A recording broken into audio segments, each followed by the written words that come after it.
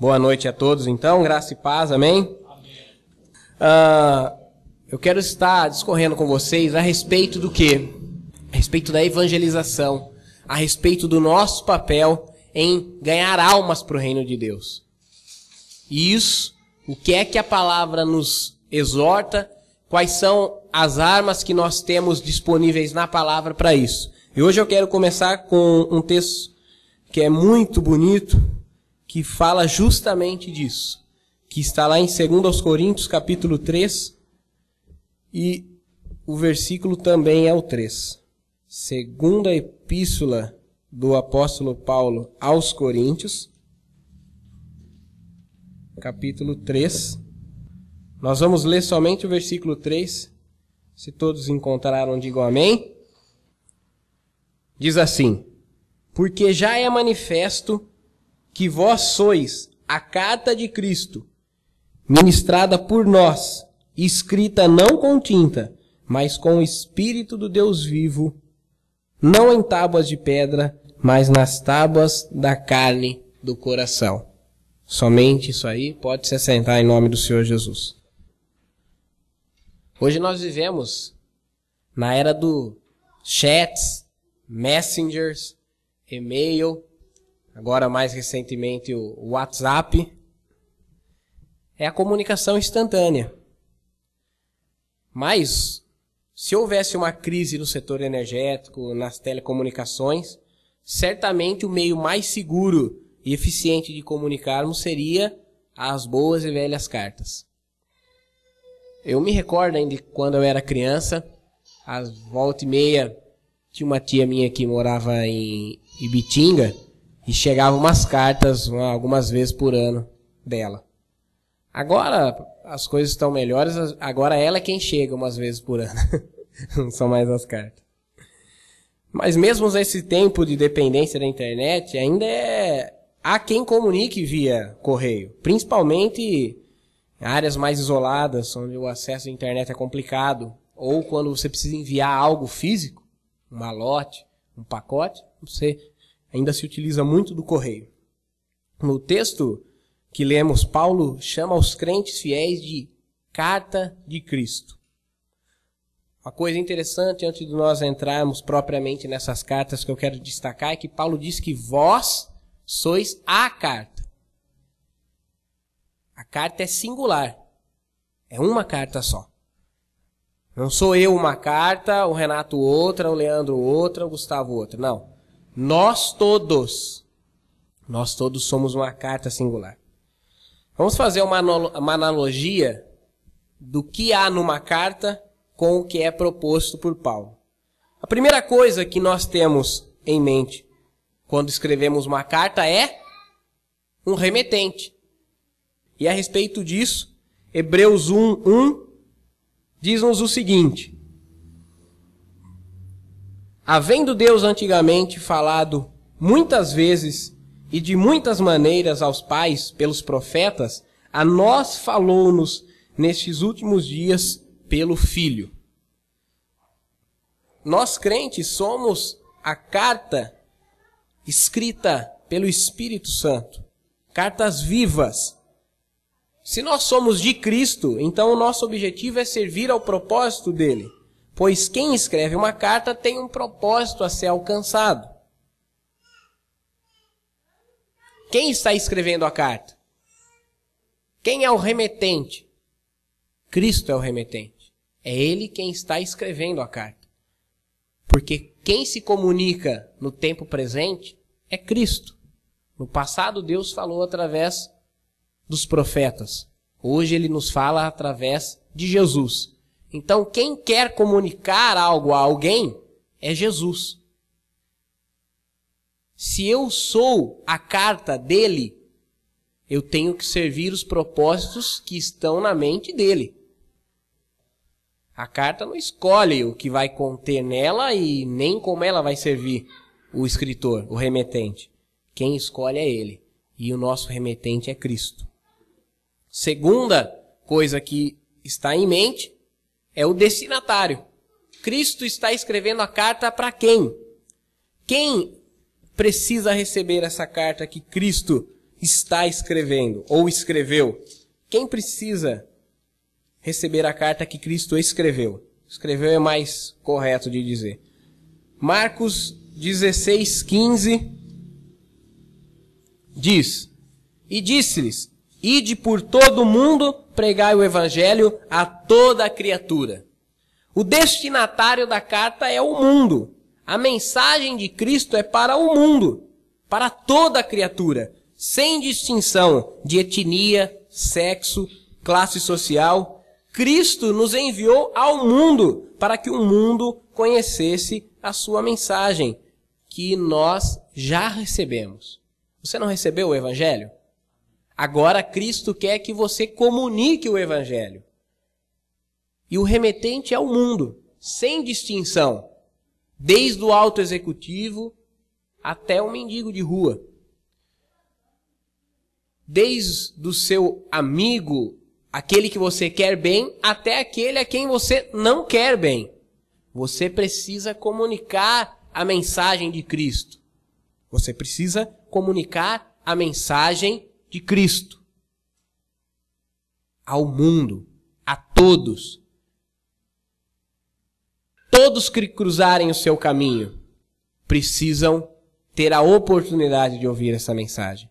Quando nós desperdiçamos essa oportunidade, nós estamos deixando de cumprir uma ordem de Jesus. Você vai dizer assim para mim, Tiago, mas é muito complicado, porque nós vivemos numa época em que existe uma máxima que diz que tempo é dinheiro, dinheiro é tempo.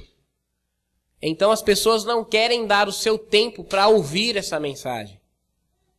As pessoas não querem investir o seu tempo, ou na mente delas, perder o seu tempo para ouvir essa mensagem. Não querem mesmo. Não é o assunto que eu quero tratar hoje aqui, essa questão, mas se você tem interesse de como resolver esse problema, se o seu problema de comunicar a mensagem é que o destinatário não te dá tempo, existe um livro que se chama-se Permissão para Evangelizar. Leia ele, é muito bom. E nesse livro, ele fala sobre como ele resolveu essa questão. Ele é um norte-americano, e se aqui no Brasil as pessoas já não querem investir tempo naquilo que elas não acham lucrativo, que dirá nos Estados Unidos, né? E ele é um escritor americano e ele trata de testemunhos e de ferramentas que ele encontrou para comunicar a mensagem. Então, dizer que as pessoas, você não quer ser importuno, você não quer amolar as pessoas, não é desculpa. E se eu tenho um remetente, um destinatário, eu tenho uma mensagem a ser comunicada. A mensagem a ser comunicada é o arrependimento. Todos os textos onde Deus fala à humanidade, Ele deseja que a humanidade se arrependa do seu mal. Eu vou ler rapidamente aqui alguns textos, inclusive um do Velho Testamento, que está em 2 Crônicas, capítulo 7, versículo 14. Em 2 Crônicas 7, 14 diz: E se o meu povo, que se chama pelo meu nome, se humilhar e orar, buscar a minha face e se converter dos seus maus caminhos, então eu ouvirei dos céus e perdoarei os seus pecados e sararei a sua terra. Então o que Deus mais quer é que nós nos arrependamos dos nossos maus caminhos, é que nós nos convertamos ao caminho da salvação. Por que é conversão? Isso é algo interessante. É conversão porque eu estou retornando a Deus. Eu originalmente saí de Deus, mas eu, ao longo da minha vida, fui me afastando de Deus. Algumas pessoas por um período maior de tempo, outros por um período menor. Mas o que acontece é que a minha natureza pecadora ia me afastando cada vez mais de Deus. E agora Ele quer que eu me arrepende, que eu me humilhe, que eu retorne, para que Ele possa perdoar os meus pecados, para que Ele possa me dar a vida eterna. E se no Antigo Testamento a mensagem já era essa, muito mais ela é no Novo. Mateus 3, versículo 2 diz, dizendo, arrependei-vos porque é chegado o reino dos céus. Quem está dizendo isso? João Batista. Até aqui eu falei para vocês da mensagem que estava sendo pregada antes de Jesus, pelos profetas da velha aliança e agora por aquele que vinha preparar o caminho para Jesus. Antes sequer que Jesus se manifestasse, a mensagem de Deus já era, arrependei-vos, para que eu possa perdoar os seus pecados. Arrependei-vos porque o reino de Deus está próximo. E depois, no capítulo 4, versículo 17, desde então começou Jesus a pregar e a dizer, arrependei-vos porque é chegado o reino dos céus. Agora, com a manifestação do Messias ao mundo, fica evidente qual era o plano de Deus desde a criação. E isso prossegue. Após a morte e a ressurreição de Jesus, ele dá ordem aos seus discípulos, como nós vimos no texto de Marcos 16, de irem e pregarem. Mas antes ele diz para aqueles discípulos que ficassem em Jerusalém para que fossem revestidos de poder. E acontece que, enquanto esses discípulos aguardavam o cumprimento da promessa, eles foram cheios do Espírito Santo. E eles começaram a comunicar as grandezas de Deus.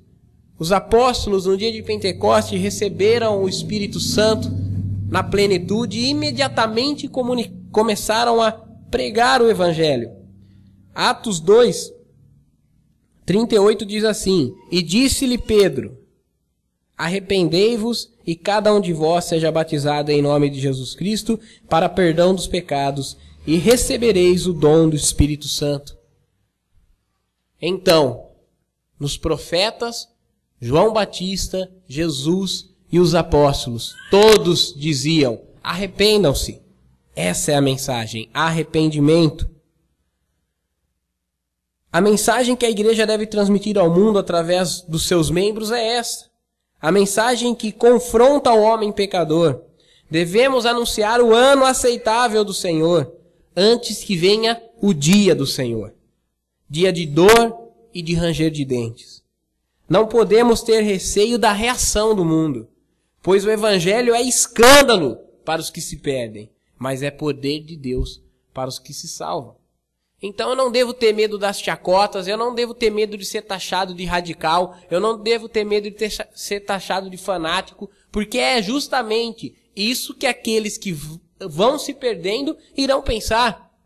Jesus, ele não era o conformista, Jesus não era o igualitarista, não, Jesus ele era a contracultura, Jesus ele era o escândalo naquela sociedade em que ele estava. Por isso o crente precisa pregar sem se preocupar se a mensagem vai escandalizar. Nossa, Tiago, mas eu vou falar para o meu amigo que ele é um pecador? Eu não sei a forma que você vai falar isso, mas você tem que falar isso para ele. Mas eu vou falar para o meu familiar que ele é um pecador? Eu não sei a forma com que você vai falar isso.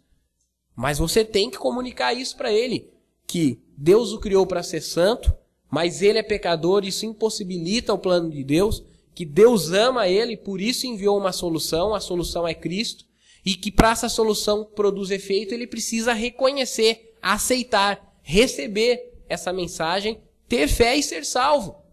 Essa é a mensagem em 4 pontos. Deus me ama, mas eu sou pecador. Ele tem a solução que é Jesus e eu preciso receber. Eu preciso comunicar isso. Em alto e bom som, se for possível. 4ª característica dessa carta, e se fosse uma carta de fato, aí eu me estreparia. Porque a carta precisa ser legível.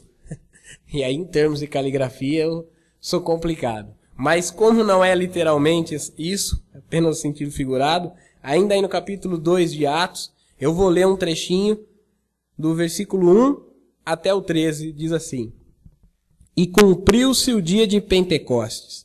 Estavam todos concordantemente no mesmo lugar. E de repente veio do céu um som, como de um vento veemente e impetuoso, e encheu toda a casa em que estavam assentados. E foram vistas por eles línguas repartidas como que de fogo, as quais pousaram sobre cada um deles. E todos foram cheios do Espírito Santo e começaram a falar noutras línguas conforme o Espírito Santo lhes concedia que falassem.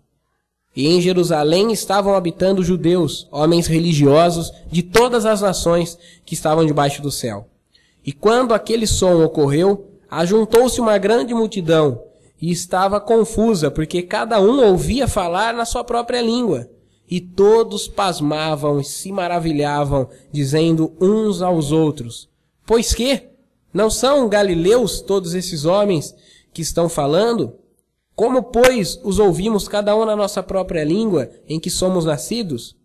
Partos e medos, elamitas, e os que habitam na Mesopotâmia, Judéia, Capadócia, Ponto e Ásia, e Frígia, e Panfilha, Egito, e partes da Líbia, junto a Cirene, e forasteiros romanos, tanto judeus como prosélitos, cretenses e árabes, todos nós temos ouvido em nossas próprias línguas falar das grandezas de Deus.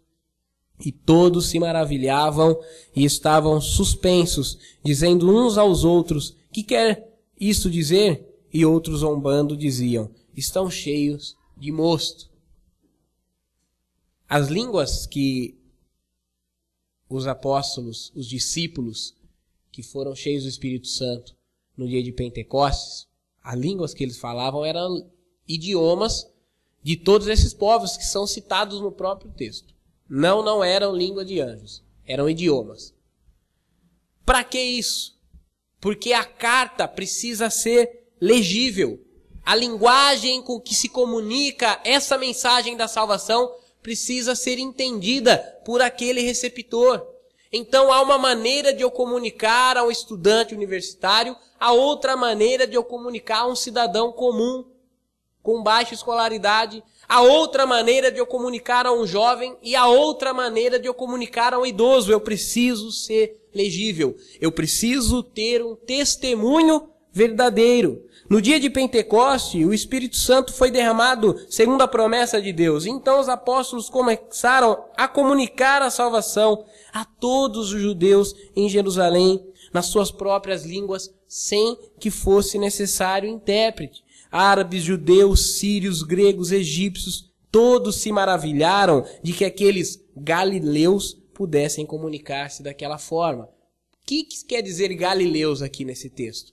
É como se eles dissessem: mas eles são caipiras. O galileu era o caipira da época. O judeu, o fariseu, o saduceu era o doutor. O galileu era o caipira. Mas são todos caipiras. Como que falam desse jeito? Como falam nas nossas próprias línguas? Como falam bem? Como se dirigem bem? O Pentecoste foi o oposto de Babel. Babel foi a confusão dos povos. Pentecoste foi o entendimento de todos os povos. Nós precisamos do poder do Espírito Santo para comunicar com eficácia a mensagem de Cristo ao mundo.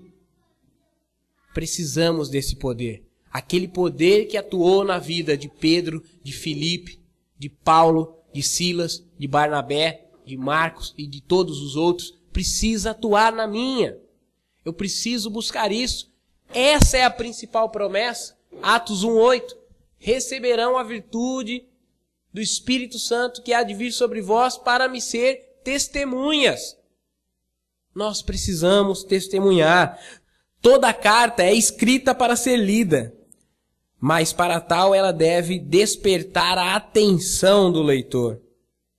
Ou mesmo diante de si, ele não haverá. É como um livro que eu começo a ler.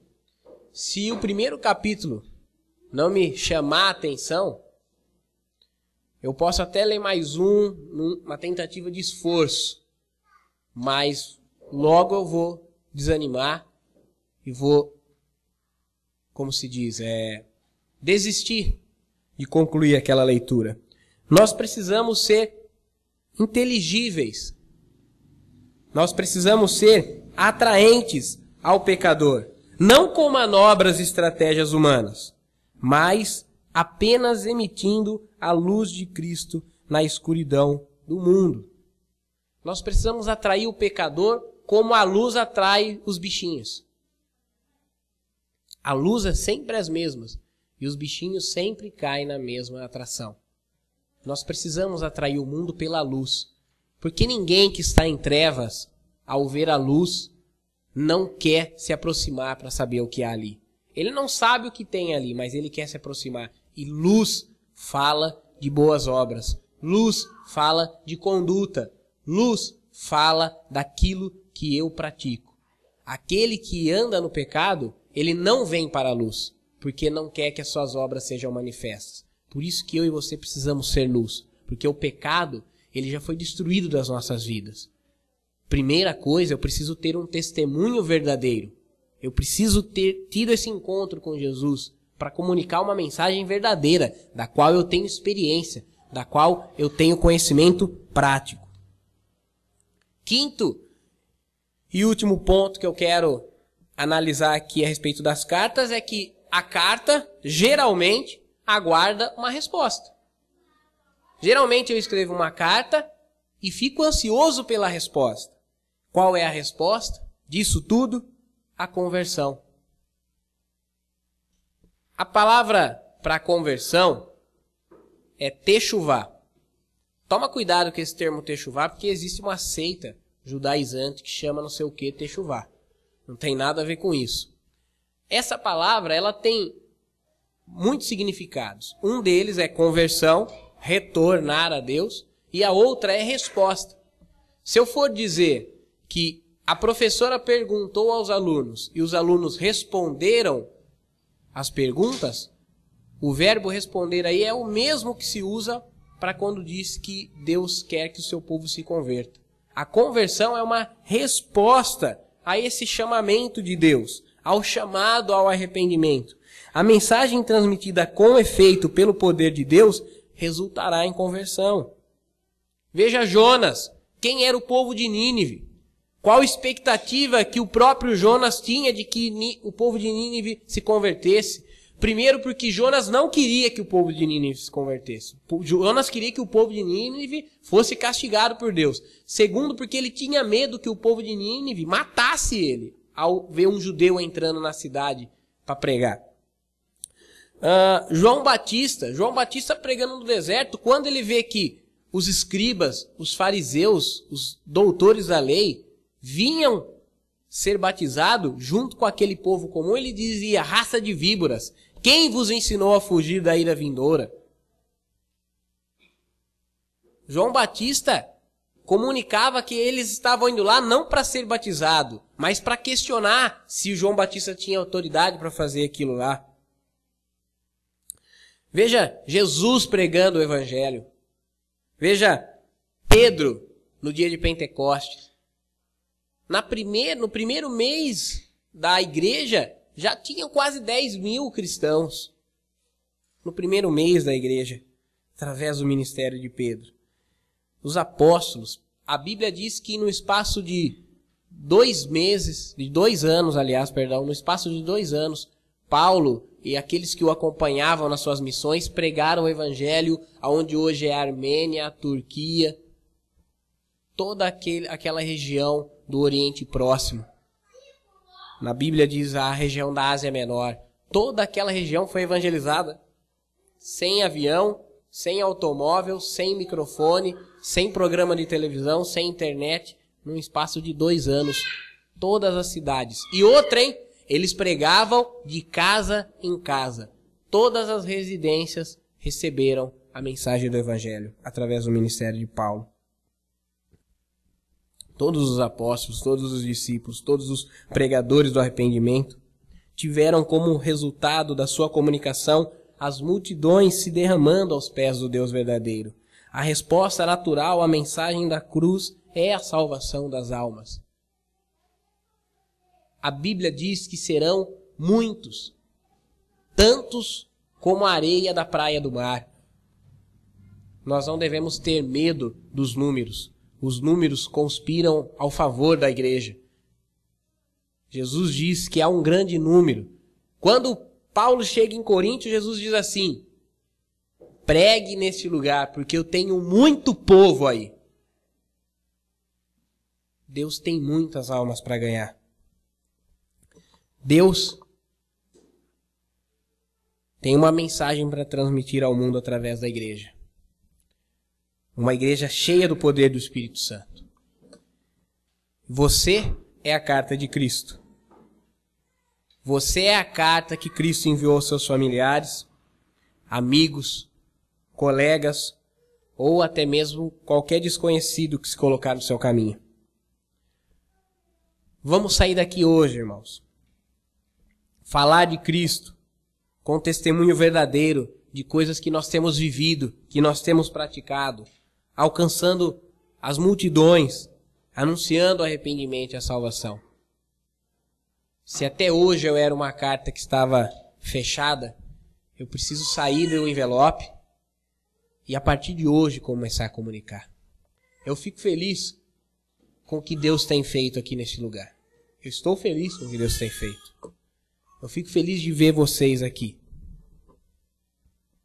De ver que vocês não estão desanimando. Mas eu vou ficar muito mais feliz de ver cada um de vocês, e eu também faço parte disso, entrando com outra pessoa aqui. Com um familiar, com um amigo, com um colega de trabalho, com um vizinho, que está nas garras de Satanás, que é servo do pecado, que está no caminho da perdição, que está caminhando rumo à morte eterna, ao inferno. Mas eu e você temos uma mensagem. Eu e você temos um escritor. Nós não fomos cartas escritas com tinta. Nós somos escritos com o Espírito Santo. Nós não estamos escritos em papel, claro que não. Em papiro, muito menos. Nem sequer o texto diz que nós estamos escritos em pedras. Olha que pedra é para durar muito mais. Mas nós estamos escritos nas tábuas de carne do coração. A mensagem da cruz precisa ser comunicada. E é através de você. Através de você. Procure meios. Ore a Deus. Não perca a oportunidade de, a cada momento, a cada pessoa que você cruzar, poder comunicar o que Jesus tem feito na sua vida. Pessoas doentes vão vir reclamar com você. Pessoas miseráveis vão vir reclamar com você. Pessoas arrasadas emocionalmente. Pessoas desorientadas. E você estava assim antes. Se não com todas essas características, talvez com alguma dessas. E não foi Jesus quem solucionou o seu problema? Não foi Jesus quem te salvou, te purificou, te transformou numa nova criatura e começou a mudar esses quadros? É isso que você tem que falar para as outras pessoas. Que o que Ele fez na sua vida, Ele vai fazer na vida delas